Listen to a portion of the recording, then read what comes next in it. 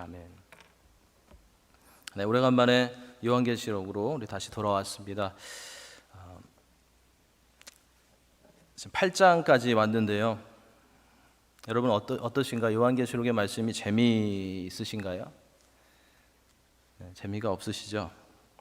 힘드시죠? 네, 힘들지만 말씀을 읽고 계시록의 말씀을 읽고 들을 때마다 하나님께서 정말 이렇게 일하시겠구나라는 그런 생각이 드는 것 같습니다. 다른 곳에 나오는 하나님의 말씀도 그렇지만 요한계시록에 나오는 말씀을 우리가 완벽하게 다 알 수는 없습니다. 하지만 말씀을 살펴보면서 우리가 지금 이런 시대에 살고 있구나, 또 하나님이 이렇게 일해 오셨고 또 하나님께서 이렇게 하시겠구나 라는 그런 생각을 우리가 할 수 있습니다. 그래서 이 계시록의 말씀이 성도들에게 유익하고 또 소망을 주고 있습니다. 오늘 말씀은 이 죽임을 당하신 하나님의 어린 양이 7번째 인을 떼는 것으로 이렇게 시작하고 있습니다. 6장에서 요한은 예수 그리스도께서 첫 번째부터 6째 인을 떼시는 것을 보았고, 그때마다 펼쳐지는 그런 광경과 또 음성을 묘사해서 기록했습니다. 그리고 7장에서는 하나의 사파처럼 구원받은 무리와 그들이 받게 되는 그런 축복에 대한 그런 말씀을 언급했습니다. 이제 8장에 와서 드디어 마지막 7번째 인이 떼어지는 것을 사도 요한이 복격하고 있습니다. 이 계시록에는 7인, 7나팔, 7대접의 그런 심판이 나오는데, 지난번에도 말씀드렸지만 이 특별한 것은 각 재앙 중에 이 마지막 재앙이 다음 7재앙을 내포하고 있다는 것입니다. 그래서 7번째 인을 뗄 때에 7나팔 재앙이 나오고, 또 7번째 나팔 심판 가운데 7대접 재앙이 등장을 합니다. 첫째에서 6째 인은 그 자체적으로 심판의 내용을 가지고 있는데, 이제 7번째 인은 계속 이어지는 7나팔 심판을 그 내용으로 하고 있습니다. 그래서 7째 인을 뗄 때에 7나팔 심판이 이제 계시되는 것을 오늘 우리가 본문 가운데 보게 됩니다. 1절부터 5절까지는 7나팔 심판의 그 준비 과정을 기록하고 있고요. 또 6절부터 13절에서는 심판의 내용을 기록하고 있습니다. 이제 어린 양 예수 그리스도께서 7째 인을 떼실 때에 하늘이 고요한 가운데 있고 7 천사가 7나팔을 불려고 준비하고 있는 것을 오늘 본문에서 보게 됩니다. 여기서 그 하늘이 반 시간쯤 고요하다라는 그 표현이 나오는데, 이것은 시적인 그런 표현으로서 어느 정도의 침묵이 있었다라는 것을 말해줍니다. 사람들이 보통 언제 침묵합니까? 언제 사람들이 조용해지나요? 어떤 중요한 것을 들으려고 할 때, 어떤 중요한 사람이 나타나서 어떤 말을 하려고 할 때, 또 어떤 놀라운 일이 일어나려고 할 때 사람들은 보통 침묵합니다. 성경에서도 이러한 침묵은 보통 하나님의 임재하심이나 또 하나님의 심판 전에, 그리고 하나님께서 어떠한 큰 일을 행하시기 전에 언급이 되는 것을 볼 수 있습니다. 그래서 성경에는 여호와 앞에 잠잠하라라는 그런 말씀들이 하나님의 심판이 선포되기 전에, 그리고 하나님께서 어떤 크신 일을 행하시기 전에 나오는 것을 보게 됩니다. Be silent, be still, keep silence, 이런 표현들이 사용되고 있습니다. 그렇기 때문에 오늘 본문에 나오는 이 하늘의 반 시간쯤의 고요함은 하나님의 심판을 예고하는 그런 침묵이었던 것으로 보입니다. 앞으로 일어날 7나팔의 재앙을 암시하고 또 기다리는 그러한 침묵이었던 것입니다. 그리고 앞으로 있을 심판에 대해서 들을 준비를 하게 하는 그런 기간이었던 것입니다. 구약의 말라기가 끝나고 신약의 마태복음이 시작되기 전에 약 400년이라는 그런 침묵기가 있었고, 그 가운데 그리스도의 사역을 위한 그런 무대가 준비되어졌는데, 이 본문에 나오는 침묵도 그러한 것과 비슷한 것으로 이해가 됩니다. 2절에 보면 일곱 천사가 일곱 나팔을 받았다고 했는데, 여기에 나오는 이 천사들은 일곱 나팔 재앙을 집행하도록 특별한 임무를 하나님으로부터 받은 그러한 천사였던 것 같습니다. 이들이 나팔을 받았는데, 보통 그 나팔은 고대에서는 전쟁 전에 사람들을 모으고 또 사람들을 경고하는 그런 용도로 사용되어졌습니다. 성경에서도 사람들에게 전쟁이나 심판을 경고하고 또 회개를 하게 하는 그런 용도로 나팔이 사용되어지고 있고, 특히 예수님의 재림과 또 성도들의 부활을 알릴 때 나팔 소리가 들리는 것을 우리가 마태복음 24장, 또 고린도전서 15장, 데살로니가전서 4장에서 볼 수가 있습니다. 그래서 본문에서도 이 나팔은 어떤 사건이, 하나님의 심판이 다가오는 것을 경고하고 또 회개를 촉구하는 그런 역할로 사용되고 있는 것을 볼 수 있습니다. 인재앙에 이어서 이제 살펴보게 될 나팔 재앙도 7개로 되어 있는 것을 보게 되는데, 계속해서 7이라는 완전수를 사용해서 심판을 소개하고 있는 것을 보면 이 심판이 완전하고 심판이 정확하게 하나님께서 통치하시는 가운데 진행된다라는 것을 우리에게 보여주고 있습니다. 우리가 이 계시록의 말씀을 볼 때에 이상해 보이고 이해가 안 되는 그런 부분들이 많이 있지만, 7이라는 숫자는 계속해서 하나님의 완벽하신 그런 통치 가운데 이러한 심판이 진행되고 있다라는 것을 우리에게 가르쳐 주고 있습니다. 3절부터 이제 5절에 보면 일곱 나팔 심판이 전개되기 전에 성도의 기도에 대한 그런 언급이 나옵니다. 여기서 다른 천사가 등장합니다. 이 다른 천사는 일곱 나팔을 가지고 있지 않은 또 다른 그런 천사를 말합니다. 제단과 금제단이 언급이 됩니다.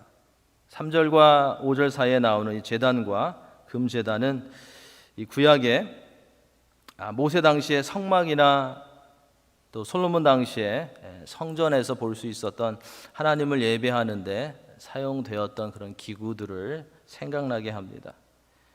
3절에 보면 천사는 이제 금 향로를 가지고 번제단에서 숯불을 취한 후에 그 위에 성도의 기도인 향을 담아서 보좌 앞에서 하나님께 피워 올려드렸고, 또 그 후에 천사가 다시 향로에 제단에 불을 담아서 땅에 쏟았는데 우레와 음성과 번개와 지진이 났다고 그렇게 기록하고 있습니다. 조금 이상한 장면입니다. 성도의 기도가 하나님께 올려지는 것은 이해가 되는데, 성도들의 기도가 그 다음에 나오는 향로의 제단에 불이 담겨져서 땅에 쏟아지는 것과 어떤 그런 관련이 있다는 것을, 연결이 된다라는 것을 우리가 여기서 볼 수 있습니다. 이렇게 성도의 기도로 표현된 향로에 담긴 향이 일곱 나팔 심판 전에 언급이 되는 것을 볼 때, 이것은 성도들의 기도가 하나님의 심판과 어떤 연관이 있다라는 것을 우리에게 보여주는 그런 말씀입니다. 이것은 성도들이 기도를 통해서 하나님의 심판에 참여한다라는 것을 보여주는 그러한 말씀입니다. 이 부분은 우리가 6장에서 보았던 이 순교한 자들의 언제 땅에 거하는 자들을 심판하여 우리 피를 갚아주시겠습니까? 라는 그런 호소에 하나님께서 기다리라고, 때가 되면 원수를 갚아주시겠다고 한 그 내용과 잘 매치가 됩니다. 악한 자들에 대한 핍박받는 그런 성도들의 기도의 응답이 하나님의 심판이라는 것입니다. 하나님께서 성도들의 부르짖음이나 간구를 듣고 심판하신다는 것은 우리의 기도가 참으로 중요하다는 것과, 또 하나님은 성도들의 이 기도를 통해서 하나님의 일에 동참시키신다라는 것을 보여주는 그런 말씀입니다. 그리스도의 의를 힘입은 성도의 기도는 능력을 지니고 있다라는 것을 보여주는 그러한 말씀입니다. 그래서 의인의 기도가 간구하는 힘이 크다고 또 야고보 기자는 말하고 있습니다. 실제로 이 본문을 보면 이 성도들의 기도가 하늘의 고요함을 깨우는 그런 역할을 하고 있습니다. 그리고 성도들의 기도가 일곱 나팔이 부러지게 하는 그런 시작이 되는 것을 볼 수 있습니다. 이것은 성도들의 기도가 하나님의 역사하심을 요청하는 그런 능력이 있다라는 것을 우리에게 보여주는 것입니다. 성도들의 기도가 하나님께서 하시는 일에, 그리고 특별히 하나님께서 행하시는 심판에 어떤 중요한 그런 역할을 한다라는 것을 우리에게 분명하게 보여주는 그러한 말씀입니다. 이러한 말씀을 볼 때마다 우리는 왜 우리가 기도해야 하는지, 왜 우리가 바르게 기도해야 하는지, 그리고 왜 우리가 포기하지 않고 끝까지 기도해야 하는지를 깨닫게 됩니다. 하나님께서는 공의로 심판하시는 가운데서도 하나님의 자녀들의 기도를 들으시고 일하신다라는 것을, 이 말씀 가운데 우리가 기억하면서 진심으로 그리고 겸손하게 하지만 담대하게 하나님께 나아가 기도할 수 있는, 또 나라들을 위해서, 민족들을 위해서, 또 사회를 위해서 기도할 수 있는 그런 성도가 되어야 하겠습니다. 이제 일곱 천사가 나팔불 준비를 마치고 7절부터 이제 드디어 천사가 나팔을 하나씩 불기 시작하면서 재앙이 하나씩 펼쳐지는 것을 보게 됩니다. 나팔 소리와 함께 자연계에 임하는 재앙이 언급되는데, 이 재앙들은 실제적인 것이지만 이 재앙들에 대한 계시록에 기록된 이 묘사는 시적인 그런 표현들입니다. 그래서 우리는 이 부분을 보면서 이것이 무엇을 상징하는 것인지, 그리고 이것이 무엇을 강조하고 있는지를 살펴보아야 합니다. 여기서 조심해야 할 부분이 있습니다. 그것은 우리가 첫 번째는 정확하게 이 사건을 말하는 것이고, 또 두 번째는 이러한 일을 말하는 것이다 라고 단정 짓는 것입니다. 우리가 그렇게 우리 생각대로 단정하고 또 믿기 시작하면 열린 마음으로 계시록에 나오는 말씀을 볼 수 없기 때문에 요한계시록의 말씀을 볼 때에 그렇게 되지 않도록 우리가 조심해야 합니다. 성경에서, 특별히 요한계시록에서 정확하게 말씀하지 않는 것은 우리가 그대로 두면서 아마도 이러한 것을 하나님께서 말씀하시는 것 같다, 이러한 것을 강조하시는 것 같다, 그렇게 말씀하시는 것이 아닐까라는 그런 질문을 하면서 우리 주위와 또 세계에서 일어나는 일들을 살펴보면서 성령께 바른 분별력과 깨달음을 주시도록 우리가 그렇게 구해야 할 것입니다. 그런 방법이 안전하고 또 성경적인 것입니다. 오늘 본문에는 첫 번째부터 네 번째까지의 나팔이 부러지는 그 사건만 기록하고 있습니다. 나팔들이 부러지는 것과 함께 네 가지 그 재앙이 나오는데, 이것이 빨리 계속 이어서 진행되는 것을 볼 수 있습니다. 그리고 여기에 나오는 이 재앙들은 여러분들도 읽으시면서 느끼셨겠지만 출애굽기에 나오는 재앙들과 굉장히 비슷합니다. 애굽에 내렸던 피해 재앙, 또 흑암의 재앙, 죽음의 재앙 등이 그 내용이 비슷합니다. 그리고 출애굽기에서 하나님께서 내리신 이 재앙들 가운데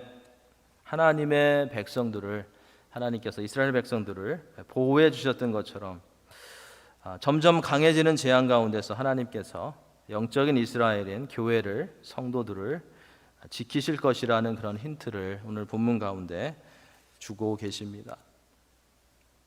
그리고 본문에서는 3분의 1이라는 그런 표현이 반복되어서 나옵니다. 이것은 어떤 것을 측정하는 그런 표현이 아니라 두 가지 중요한 것을 말해줍니다. 첫째로 이 3분의 1이라는 이 표현은 앞으로 다른 심판들이 더 남아있다라는 것을 말해줍니다. 어쩌면 앞으로 3분의 2의 심판이 더 남아있다라는 것을 말해주는 것 같기도 합니다. 심판이 더 있을 것이다 라는 것을 말해줍니다. 그리고 둘째로 3분의 1이라는 이 표현은 이 심판이 제한적이라는 것을 말해줍니다. 하나님의 심판이 하나씩 드러날 때마다 그 강도와 범위가 강해지고 넓어지기는 하지만 그 중에서도 하나님께서는 최후의 그런 심판이 있기까지는 부분적으로만 심판을 진행시키는 그런 자비와 긍휼을 베풀고 계시다라는 것을 보여주고 있는 것입니다. 심판이 더 있을 것이지만 마지막 심판 전까지는 제한적인 그런 심판을 하나님께서 허락하실 것이라는 그런 말씀입니다. 아직까지는 마지막 대심판이 있기 전까지는 하나님께서 부분적으로 심판하시며 회개할 수 있는 그런 기회를 주고 계심을 말해주는 그런 말씀입니다. 이렇게 천천히 심판을 진행하시는 하나님을 보면 우리 하나님이 얼마나 자비로우시고 또 기다리시는 하나님이신지 우리는 배우게 됩니다.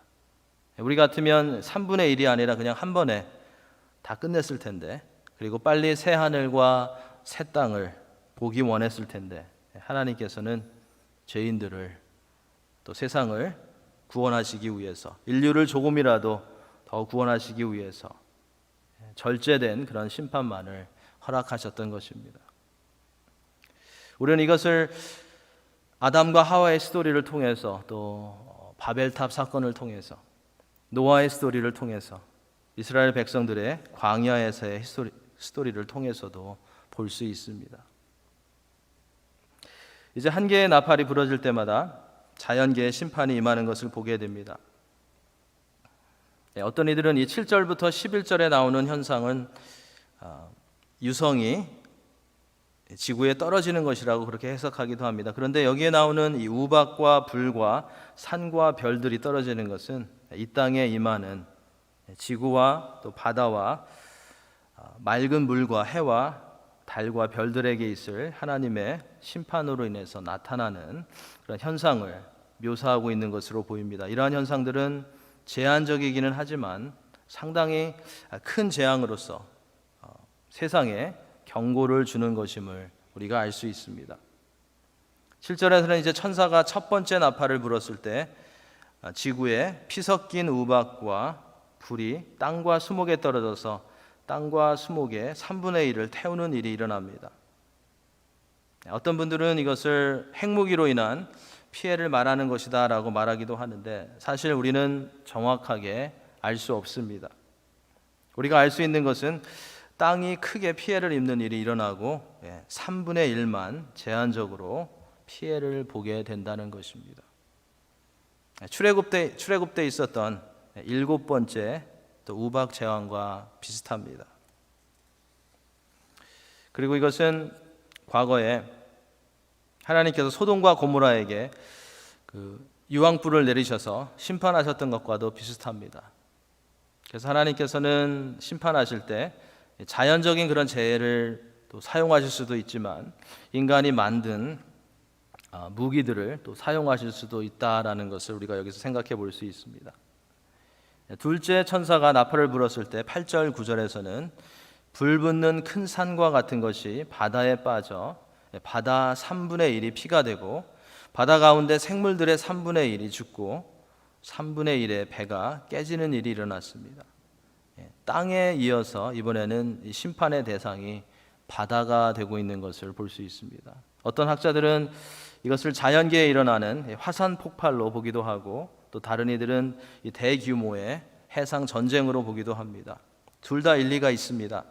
하지만 우리는 이것이다라고는 정확하게 알 수 없고, 또 이것도 3분의 1만이 영향을 받는 부분적인 그런 심판이라는 것을 알 수 있습니다.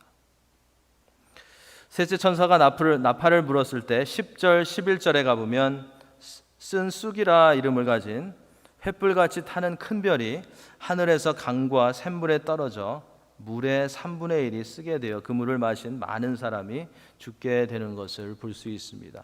땅과 바다에 이어서 이번에는 강과 샘이 심판의 그런 대상이 되고 있습니다.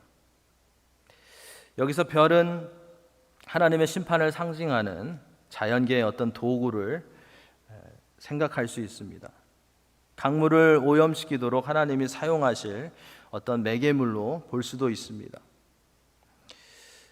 이 부분은 보통 산업과 상업 활동으로 인해서 강과 샘물들이 사람들이 먹지 못하게 오염되어서 많은 이들이 고통을 당하는 것으로 많이들 그렇게 해석을 합니다. 출애굽기에 나오는 피 재앙과 비슷한 그런 모습입니다. 나일강이 피로 변했던 첫 번째 재앙과 비슷합니다. 여기에서도 우리에게 정확하게 알려진 것은 이 재앙도 전체에게 임하는 재앙은 아니라라는 것입니다.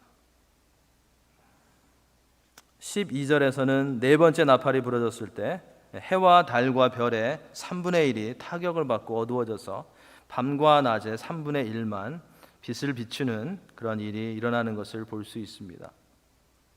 이것은 이 천체에 어떠한 그런 변동이 일어나는 것을 말하는 것임을 우리가 알 수 있습니다. 하지만 아직은 천체가 완전히 파괴되는 것은 아님을 알 수 있습니다. 출애굽기에서도 9번째 재앙이 천체의 변동이 일어났던 흑암의 재앙이었습니다. 그것과도 비슷합니다. 그리고 예수님이 다시 오시기 전에 나타나는 현상 중에 하나가 해가 어두워지고 달이 빛을 내지 않고 별들이 하늘에서 떨어질 것이라고 마태복음 24장에서 말씀해 주셨습니다. 그래서 12절에 나오는 이 네 번째 나팔 재앙은 우주의 어떤 부분적인 변동으로 사람들에게 엄청난 그런 두려움과 피해를 가져다 주는 것을 예고하는 것임을 우리가 알 수 있습니다. 우주를 말씀으로 창조하신 하나님께서 얼마든지 한마디 말씀으로 이러한 일을 행하실 수 있으십니다. 하지만 여기에서도 3분의 1의 빛만을 어둡게 하시는 그런 은혜를 하나님께서 베풀어 주시는 것을 볼 수 있습니다. 다섯 번째 나팔이 이제 부러지기 전에 13절에서는 앞으로 새 천사가 불어야 할 그런 나팔이 남아 있는데 화가 있을 것이다 라고 강조하고 있는 것을 보게 됩니다. 이것은 앞으로 남아있는 세 개의 나팔에는 저희가 다음 시간에 볼 텐데요, 앞으로 남아있는 세 개의 나팔에는 더 극렬하고 더 무서운 그런 재앙이 있다라는 것을 예고해주고 있는 것입니다. 여기에 독수리가 등장해서 하나님의 명령을 전달하는 그런 역할을 하고 있습니다. 그런데 이 독수리는 저희가 보았던 4장 7절에서 하나님 보좌 주변에 있는 네 생물 중에 하나가 날아가는 독수리 같았다라는 그런 말씀이 있습니다.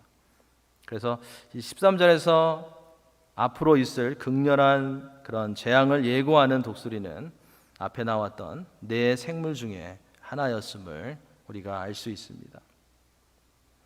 땅에 사는 자들에게 화가 있을 것이다 라는 그런 표현이 나오는데, 이것은 그리스도인들을 포함한 모두를 가리킨다라기보다는 특별히 하나님을 믿지 않고 하나님을 거역하며 이 땅에만 소망을 두고 살아가는 자들을 가리키는 것으로 그렇게 이해가 됩니다.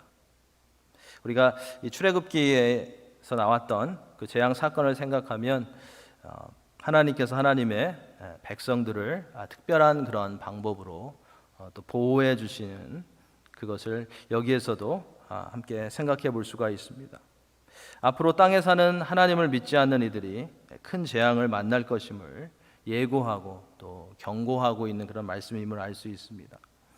왜냐하면 이제 앞으로 펼쳐질 남아있는 5번째, 6번째, 7번째 나팔 재앙은 자연계에 임하는 것이 아니라 사람들에게 직접 임하는 그런 재앙이기 때문입니다. 그래서 화가 있을 것이라는 것입니다.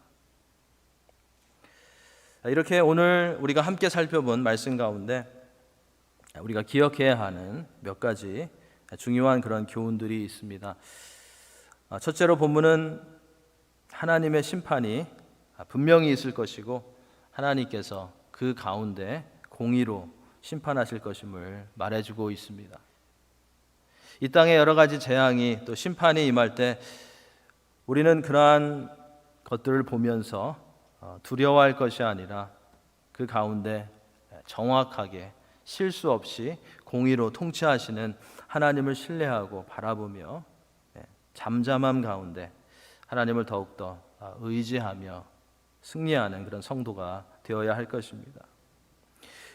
이스라엘 백성들의 출애굽을 위해서 하나님께서 여러 가지 재앙을 허락하시는 가운데 이스라엘 백성들이 하나님의 말씀을 믿고 어린 양의 피를 힘입어서 승리했던 것처럼 우리도 주님의 재림이 가까움을 알리는 여러 가지 현상들을 볼 때 우리를 구원하신 어린 양 예수 그리스도를 힘입어서 굳센 믿음으로 하루하루를 살아가야 할 것입니다.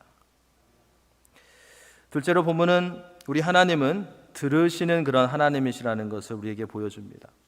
우리가 3절부터 5절에서 보았던 것처럼 우리 하나님은 성도들의 기도를 들으시고 그것을 통해서 일하시는 분이십니다. 그래서 우리가 바른 기도를 해야 하고 잘 구해야 합니다. 본문에서 본 것처럼 하나님은 심판 날에도 성도들의 기도에 대한 그런 응답으로 악한 자들을 심판하시는 그런 하나님이십니다. 하나님께서는 혼자 다 하실 수 있지만 하나님의 뜻을 이루시는 데까지도 심판날에 심판하시는 것까지도 성도들의 기도를 사용하신다라는 것을 오늘 본문은 우리에게 분명하게 보여주고 있습니다.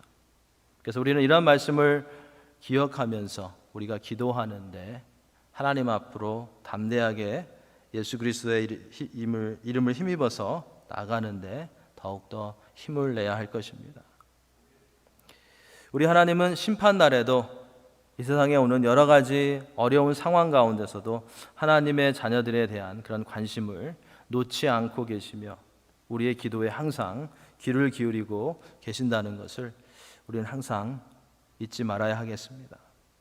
동시에 개인이 기도하는 것도 중요하지만 우리 각자가 기도하는 것도 중요하지만 오늘 본문에 나오는 모든 성도들의 기도가 합해져서 하나님께 올려졌던 것처럼 중보 기도에도 또 합심 기도에도 힘을 내는 그런 성도가 또 우리 교회가 되어야 할 것입니다. 셋째로 본문은 기다리시고 절제하시는 그런 하나님을 보여줍니다. 하나님께서 공의로 심판하시는 가운데서도 3분의 1만 부분적으로 심판하신다는 것은 죄인들이 돌아오기를 기다리고 계시다는 것을 말해줍니다. 죄인들이 돌아올 수 있도록 심판을 절제하시는 그런 하나님의 마음을 우리에게 보여줍니다.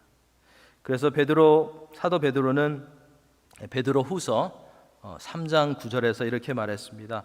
주의 약속은 어떤 이들이 더디다고 생각하는 것 같이 더딘 것이 아니라 오직 주께서는 너희를 대하여 오래 참으사 아무도 멸망하지 아니하고 다 회개하기를 이르기를 원하시느니라 라고 말했습니다. 우리도 악에 대해서 또 악한 자들에 대해서 우리를 답답하게 하고 또 힘들게 하는 이들에 대해서 기도했지만 응답이 없을 때 하나님께서 아무것도 하시지 않는 것처럼 느껴질 때 우리가 기억해야 할 것은 어쩌면 하나님은 그들이 하나님께로 돌아오기를 기다리시며 자비를 베풀고 계실지도 모른다는 것입니다. 죄와 악을 또 이 세상을 공의로 심판하시지만 인류가 돌아오기를 기다리시는 자비의 하나님이심을 기억하며 우리는 하나님께 모든 것을 맡기고 하나님의 통치에 굴복하며 인내하며 기도할 수 있는 그런 성도가 되어야 할 것입니다. 이러한 심판에 관한 말씀을 볼 때마다 우리가 두려워하는 것이 아니라 그 가운데 하나님의 능력과 위대하심을 보게 되고 또 하나님을 더 의지하게 되고 기다리시는 하나님을 기억하며 복음을 세상에 또 이웃에게 전할 수 있는 그런 성도가 되어야 하겠습니다. 오늘도 온 우주의 주관자 되신 하나님을 바라보며 또 공의로 세상을 다스리시며 우리의 기도에 귀를 기울이시는